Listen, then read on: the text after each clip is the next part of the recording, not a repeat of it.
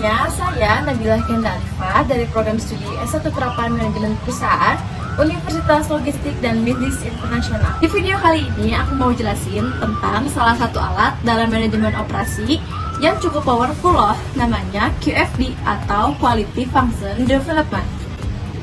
Kalau kamu belum pernah dengar, tenang aja, karena aku bakal bahas ini dengan cara simple dan pakai contoh supaya kamu ada gambaran. Jadi, QFD itu sebenarnya alat bantu buat perusahaan atau organisasi supaya bisa memahami kebutuhan pelanggan, terus diterjemahkan ke dalam bentuk produk atau layanan yang sesuai. Gampangnya tuh gini, pelanggan butuhnya apa sih? Terus perusahaan bisa kasih apa? Cocokin deh dan dieksekusi sebaik mungkin. Tujuannya supaya produk atau layanan yang dibuat oleh perusahaan beneran sesuai dengan harapan pelanggan, bukan cuma kira-kira doang. Dalam QFD biasanya kita pakai alat yang namanya House of Quality. Fungsinya tuh buat nunjukin hubungan antara apa yang diinginkan pelanggan dan apa yang dilakukan oleh perusahaan. Misalnya gini, pelanggan bilang, saya pengen produknya awet, saya pengen tampilannya bagus, saya pengen pelayanannya cepat. Nah, perusahaan akan perbandingan itu dengan apa yang bisa mereka lakukan. Bisa pakai bahan yang berkualitas, bisa desainnya lebih modern, bisa rekrut staf tambahan biar pelayanan lebih cepat. Lalu, hubungan antara dua sisi itu dinilai mana sih yang lebih sangat berpengaruh atau mana yang cukup dan mana yang nggak terlalu penting. Yuk kita lihat langkah sederhananya.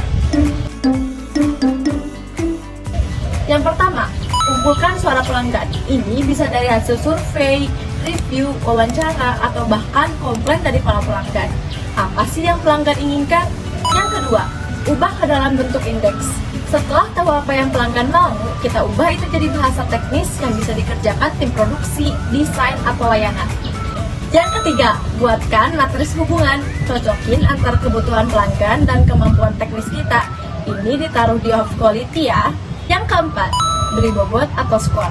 Nah, biar tahu mana yang paling penting, kita kasih nilai atau skor. Jadi, nggak asal-asalan, semuanya berdasarkan data. Yang kelima, atau yang terakhir, ambil keputusan berdasarkan prioritas. Dari skor itu, kita bisa tahu, oh ternyata pelayanan cepat lebih penting daripada tampilan. Jadi, fokus kita ke sana dulu. Karena sering banget produk gagal bukan karena idenya yang jelek, tapi karena bukan itu yang dibutuhkan pelanggan. Dengan QFD kita bisa, pertama, menghindari miskomunikasi antar tim, nggak buang waktu dan biaya ke hal yang gak penting, lebih fokus dan terarah, dan pastinya pelanggan lebih puas karena kebutuhan mereka benar dipenuhi. Jadi intinya QFD itu kayak jembatan yang hubungin antara apa yang pelanggan inginkan dan apa yang bisa kita buat untuk pelanggan.